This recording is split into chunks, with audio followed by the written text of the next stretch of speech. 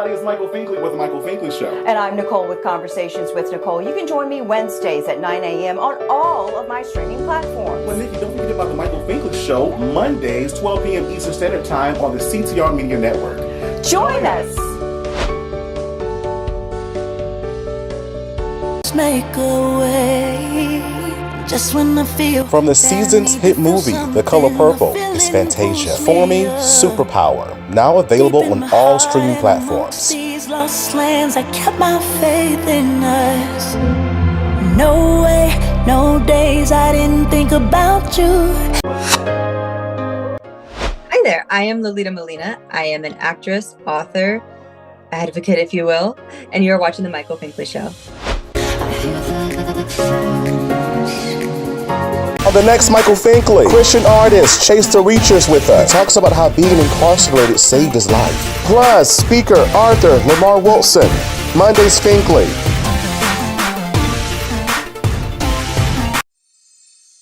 There's a new familiar face this time.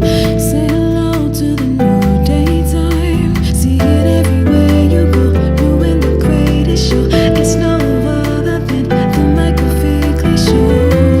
There is no other.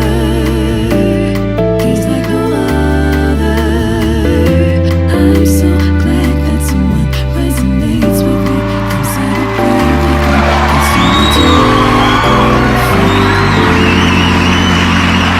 It's Welcome back to the Michael Finkley Show. Now, y'all, my next guest, he is a gospel artist, gospel rapper. He's a speaker. He's a motivator. He's a writer. He's an actor. On the list continues, but he has a story behind each of those, I'm definitely sure. He is J.A.C.E the Reacher. How are you? I'm doing well. How you doing, brother? I am super well, fantastic. Yeah, we'll go with that. Okay. We'll go with that. And I tell you, before we got started, I've been watching your story for a while and watching you and what you're doing in music and what you're doing in speaking and motivating those around you, because you have a story and I feel that you're inspired by your own story. So that's why you share it. That's why you tell it. And so we're going to dive right into it. So what does your name mean? My name, J.A.C.E the Reacher. J.A.C.E actually means Jesus already conquered evil. Mm-hmm. And the Reacher is rapper / preacher. Okay, awesome. What are you still reaching for? I'm reaching to the souls of men and women, and letting them know that, if God saved me, he can save them. Gotcha. That's a very important message, especially a day and time like this. How has your Christianity, because you have a story behind you, we're going to get into that as well. How has your Christianity helped you thus far in your life? Salvation changed everything. My perspective changed on life, when I accepted Christ, and it's given me the foundation that I always needed. And I tried to find in other things. So it just made me the man that I am today. And the journey is just continues, to grow and prosper. Mm-hmm. Is that your daily prayer? Oh yeah, most definitely. My daily prayer, before I even get up and go about my day, I put on the armor of God verbally, and I just I read the word. My study habits, I read the word, and my prayer is always just to to be the man of God that God designed me to be, and to not box myself in or try to box God in, and let him use me. Definitely. So again, 2024, right? We need more of him.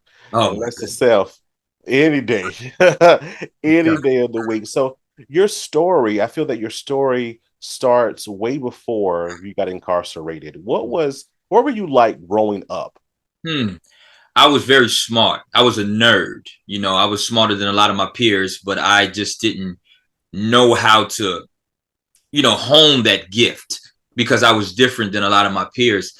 So it was kind of sheltered. I grew up in a single parent home, just my mom, my younger brother, my older two sisters, and it was just kind of sheltered. We went to my granddad's house here and there, close knit family, and we ended up moving to Baltimore, and that's when things shifted for me. I was introduced to a whole brand new world. What did that world entail? I didn't hear you. What did that world entail? Oh man, that world was a lot of violence, a lot of drugs, and just a a lot of the kids that were around, they had to grow up so much quicker than I was used to. So it was just like my first taste of freedom as a kid, and not knowing how to maneuver without a father being in the household. And I ran the streets. I ran the streets. So at what point did you go from that point of your life to actually being incarcerated? Oh man, we're talking about maybe when I graduated, because I got kicked out of school. I went to one of the best schools in the country, City High School, but I didn't apply myself. You know, didn't know how to utilize to the intelligence. So I did graduate down here in something South Carolina. I did 1 year in high school, graduated, and that right there, deciding not to go to college or do something after high school, is what shifted into running the streets more, getting involved with the drugs and just the gangs and just all kind of different things in the streets.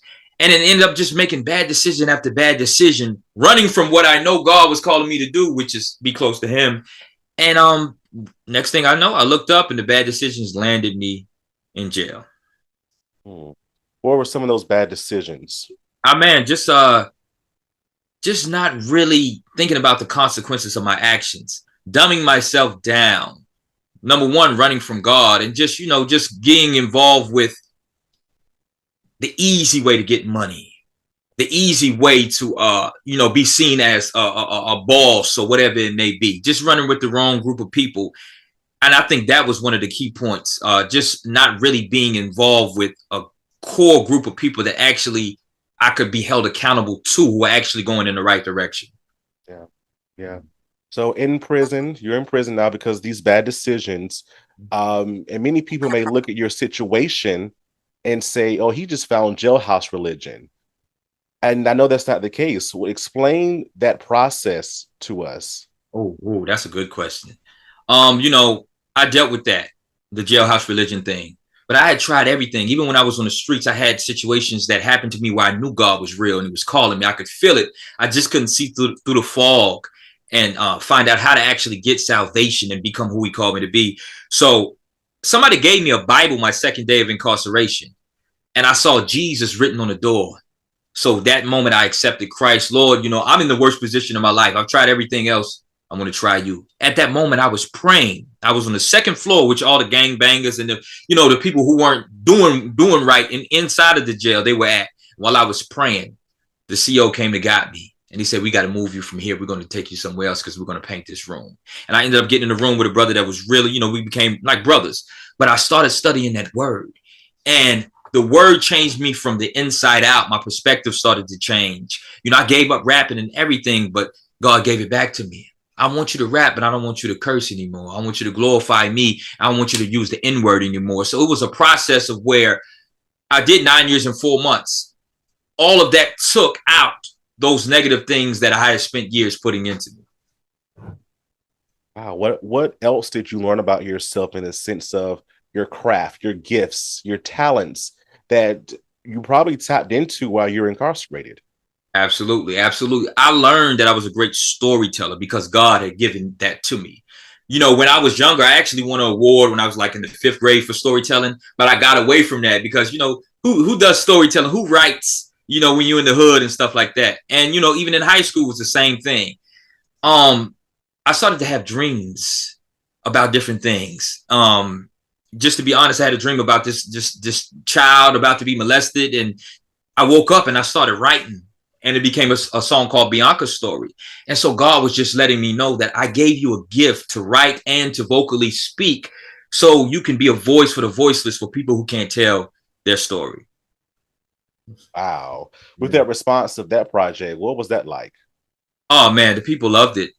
And I saw healing because it was like a combination of people that, women that I knew and, women I've never met, of course. And it was just like a compilation of all of their stories together. And I've seen tears. I've seen, women just really just release and, hugs and all kind of things. So it was a great response.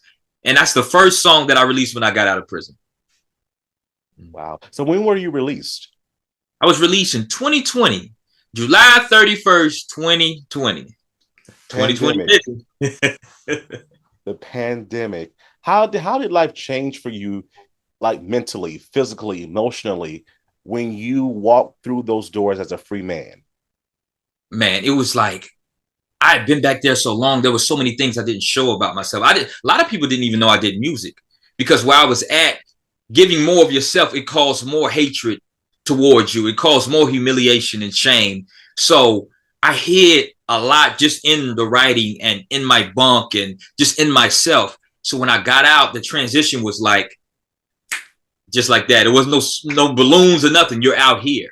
So it took me a minute to realize there were certain things that I, as a man, can do. I was sitting in the house for a while, like I was still sitting inside of a prison cell, and I had to start to, expand and broaden, my viewpoint and perspective to realize, like, yeah, you're free now, and Christ and the Word of God helped me to, maneuver that transition. Gotcha. So as a free man, 2020, well, what, 4 years ago now, what was the first thing you did? Hmm. I embraced my family, of course, my little brother, my sister, my mom. And we got in the car. I sat on the couch at the house. I sat on the couch at the house and I just kind of tried to take it all in. My beautiful woman, she took me to a hotel, and that was the first time I slept on a bed, in the real bed, in years. Yeah. And that's really where I relaxed and just realized that I had to take things slow. So just spending time with family was number one. Gotcha. No, it's nothing like family, I tell you. Nothing like family at all. And so as a proclaimed artist, right? You're an artist, you're a speaker.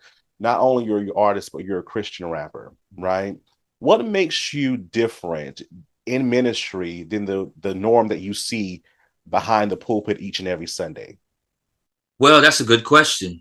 I'm gonna tell a quick story. I remember being in Baltimore City. I was walking up Monument Street, which is a prominent street in Baltimore, and I saw it was like three white women, and they were evangelizing in the middle of the city, and I noticed people weren't paying attention to them.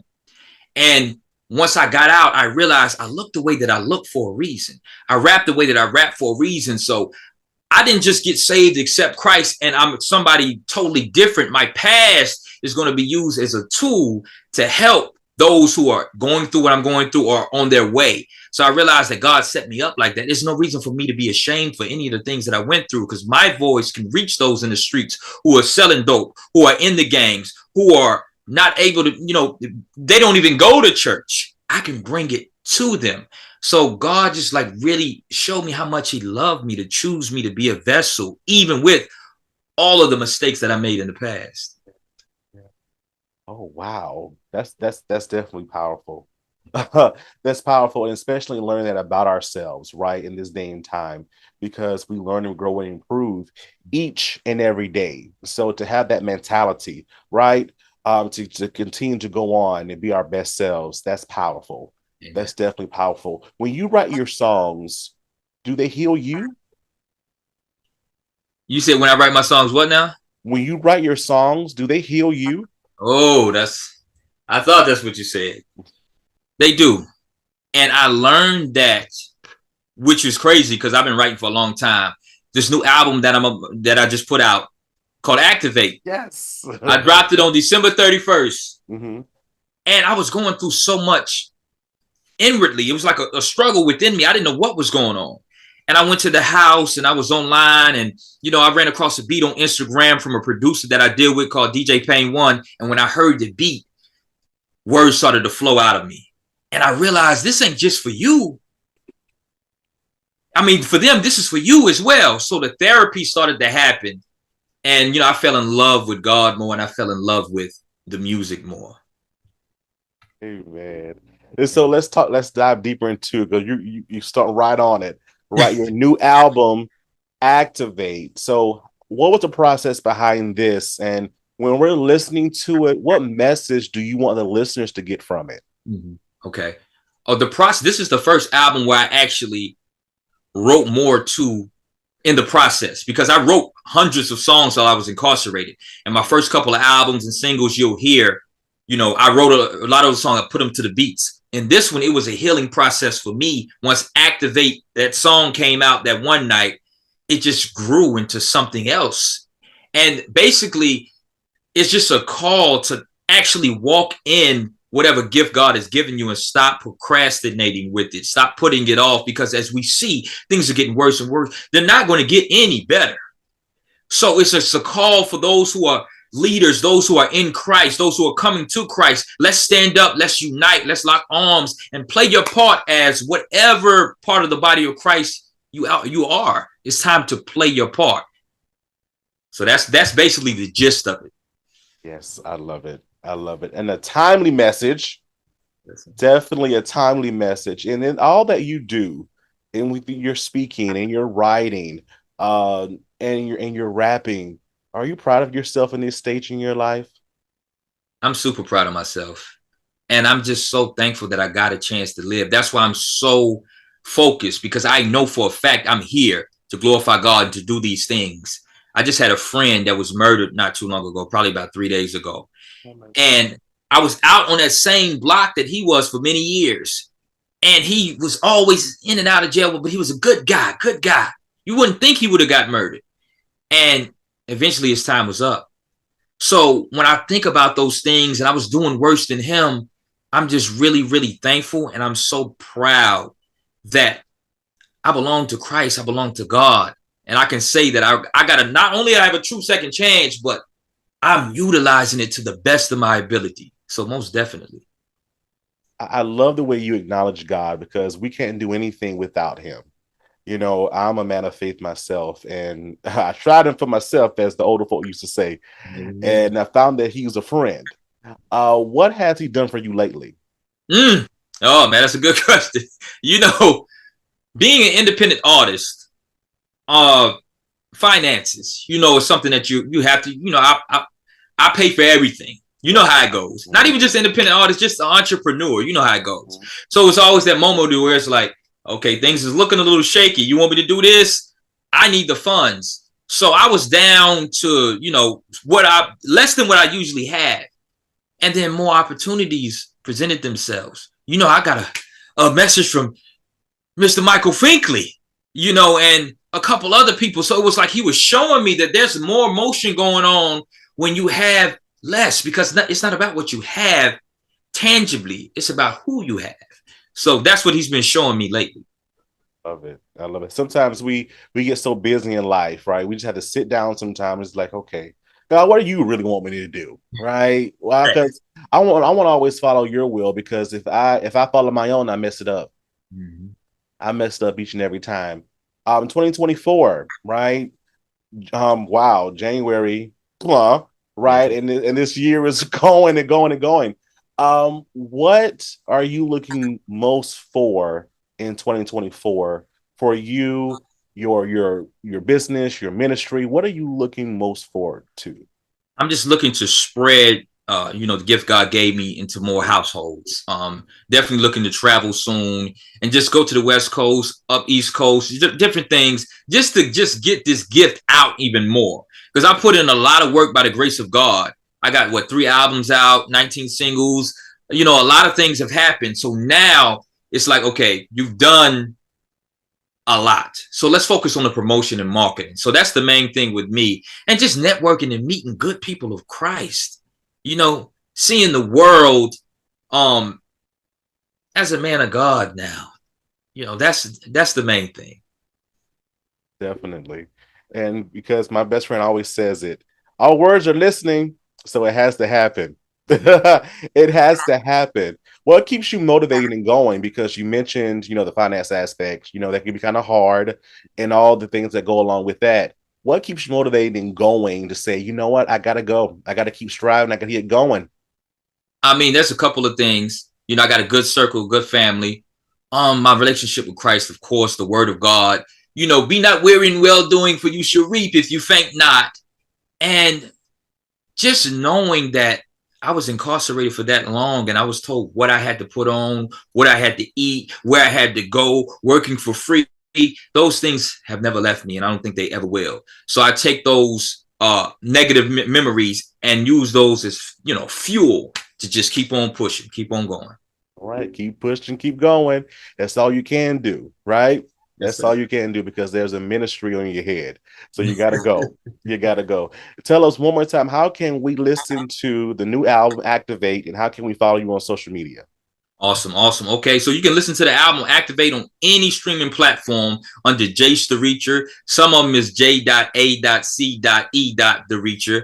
I'm on all platforms, Spotify, music. My TikTok is Jace the Reacher. My YouTube channel, Jace the Reacher. Go like, subscribe. My Facebook is Jace the Reacher and J.A.C.E. I have 2 pages, and my Instagram is promo Jace the Reacher and Jace the Reacher. Hit me up, DM me. We can talk. We can, we can build. All right, let's build together. J.A.C.E. the Reacher. Definitely gonna build, my brother. Thank you for being with us. You got to come back. You got to come back. You're part of the family now, the Think fam. So you got to come back, sir. Man, thank you so much. I appreciate it. You're so welcome. Think fam, don't go away. Back in a moment.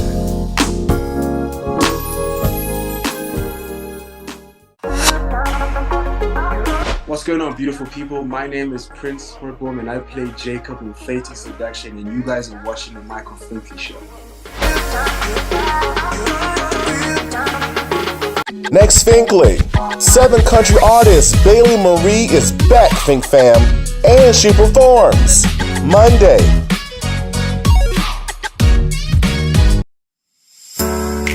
Hello, everybody. It's Finkley from the Finkley Experience. We're an educational consulting firm that specializes in first-generation education. So we assist students with their college and career endeavors.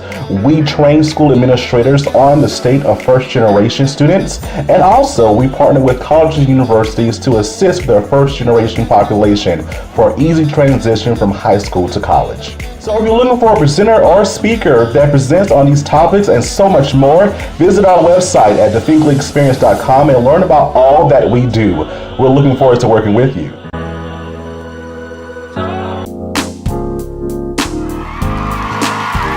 Hey, welcome back to the Michael Finkley Show. Now, y'all, my next guest, I tell you, this one right here, I tell you, we just met not too long ago, but I tell you, our energy of the positivity that between us just mashed together. And I tell you, he is a brother now. Like, believe it or not, you are a brother now. He is a student, personal development consultant, also a motivational speaker, and he's an author as well. Lamar Wilson, how are you? Thank you. I'm doing good. How's everybody? Oh man, we are doing good over here, and like we talked about before, the weather. So hopefully the weather gets better, off and on. But but yeah, thank you so much for just being with us. And like I said, we just met not too long ago.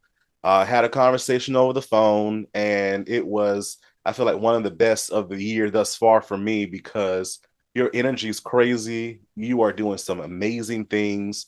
You're positive. You're genuine. I can go on and on and on and on. But I'm just saying that you're fantastic, sir. So please don't change. Thank you. Please don't change. Please don't change. No, I won't. I promise I won't. I won't. I won't. So how would we describe, when we look at you, how would we, as a person that is just meeting you, how would you want to be rememberable as Lamar Wilson?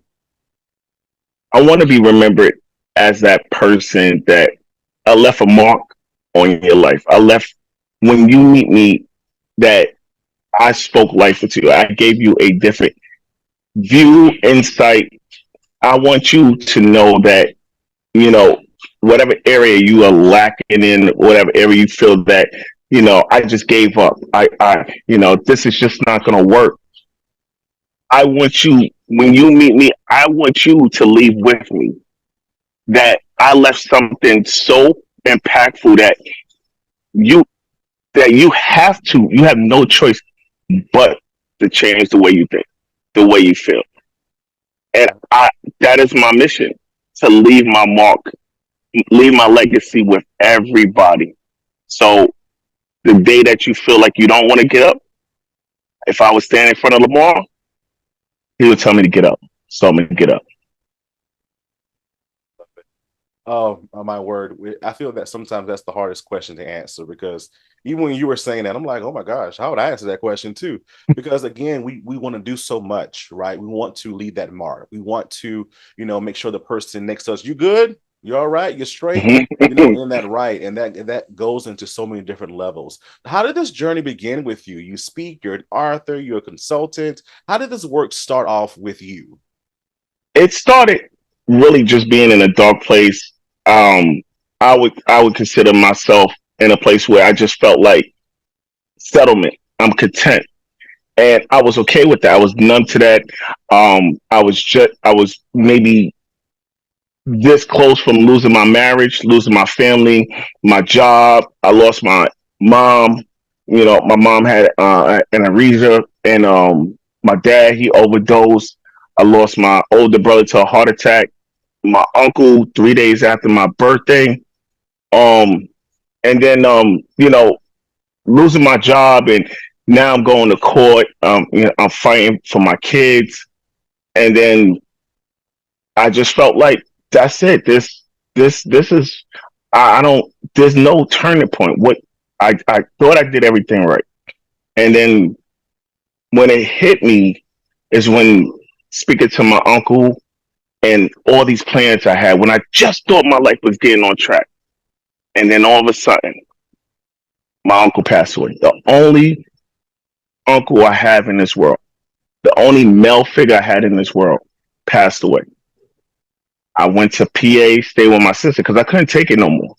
I mean, my my wife, we're not seeing eye to eye. My kids see me as a weekend dad. My job, I'm working a temp job. My house is ready to be foreclosure. It's just so much stuff going on, and God put me on my knees, and He said, "I need you to let go of your addiction. You have an addiction. You're putting yourself out there as something that you're not." And when I let go, and He wanted me to let go of social media, that was my addiction. I would spend $300 on a phone bill just to be on social media, where I barely had heat, I barely had water in my house, but I had my phone. And when I I gave up social media, I started going to church. I started getting closer to God. God brought my family back, got me to move out the house that it pretty much was just a box. I got out, moved down to Florida. He brought my family back, and He told me, "I'm gonna give you this. I'm gonna give you this one chance. If you mess this up, I'm gonna help you, but it's gonna be in a different direction. It's not gonna be the one you want. And I want you to take this information, and I want you to tell this testimony to anybody out there. I don't want you to. If you keep this to yourself, you're being selfish. You're being selfish, and you're letting me down." What does being a consultant, a speaker, and an author, what do these things do for you? One, the author side just hit me because my son, my son told his friends a couple of weeks ago, "Oh, my dad wrote a book," and they was in the house. "Oh, he did." He's like, "Oh, it's right there." "Oh, he really wrote a book." So that one just is just coming in now. But the consultant, to it means so much going into schools or coaching, talking to students, teachers, staff, even the janitors, and and I'm trying to dissect the problems. And when I leave them, they have an answer that's not inside their circle, because they can have a regular conversation with their employees and it just stays there. But with someone outside that don't know them, don't work with them, and I'm giving them that information, and they hug me or they say, "I needed to hear this. Thank you, man. Where you been at all my life?"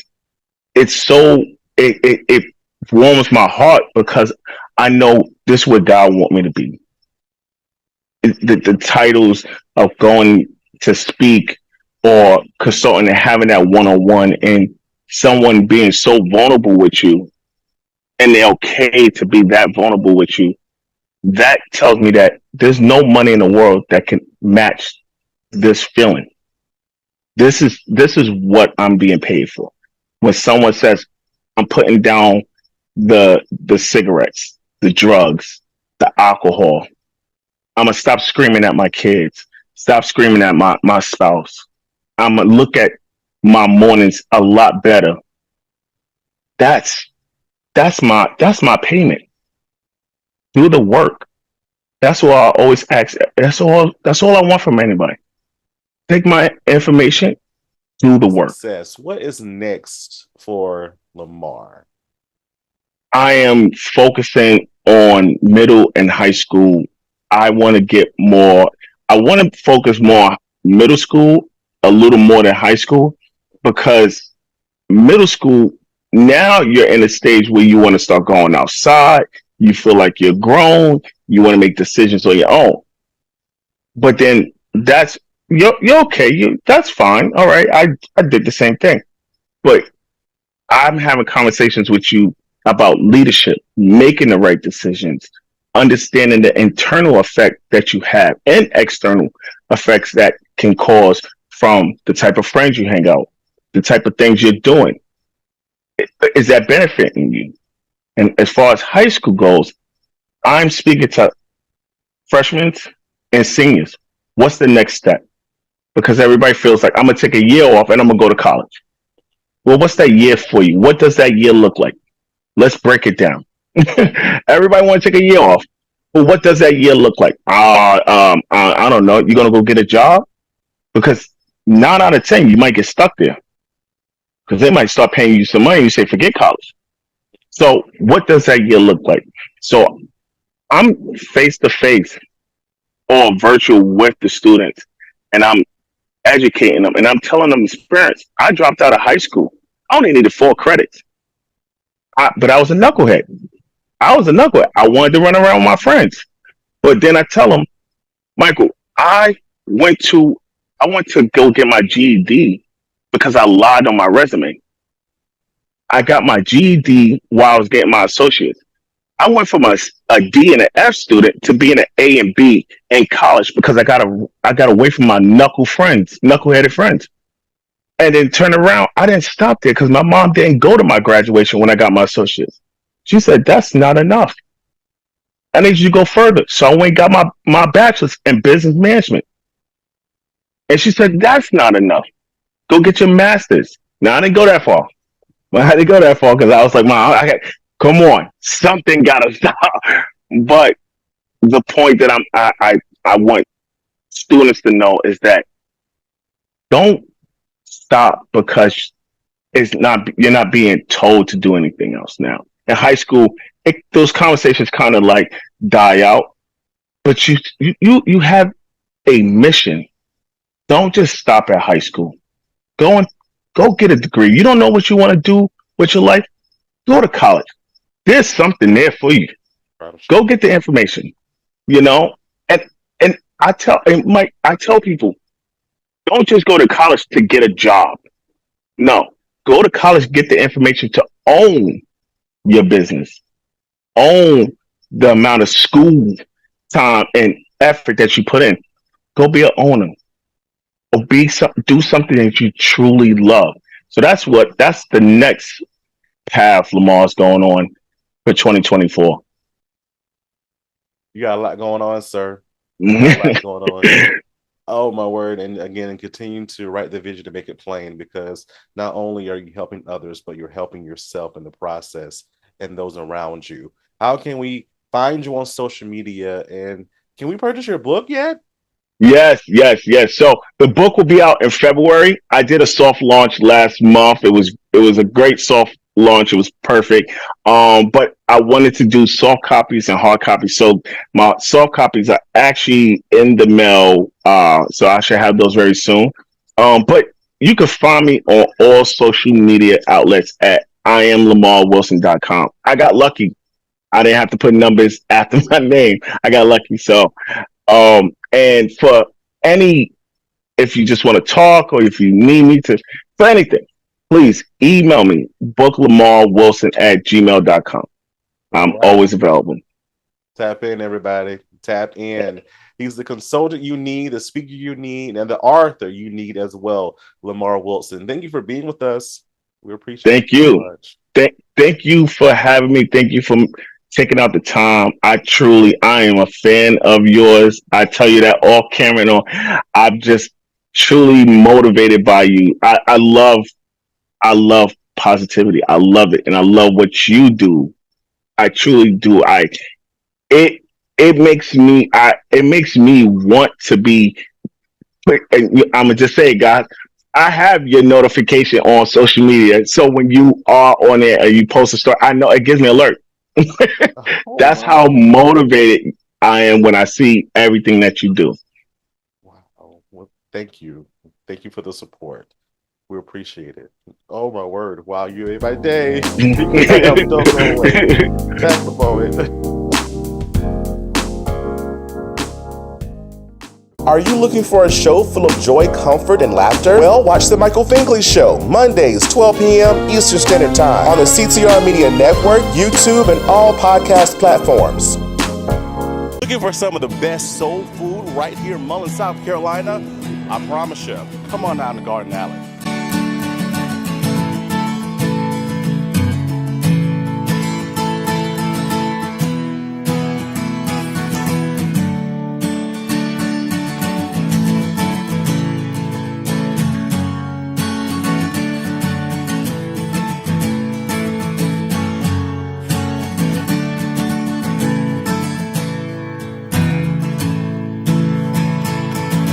Our grape salad's fabulous. Our water gate, our potato salad, our chicken is fresh.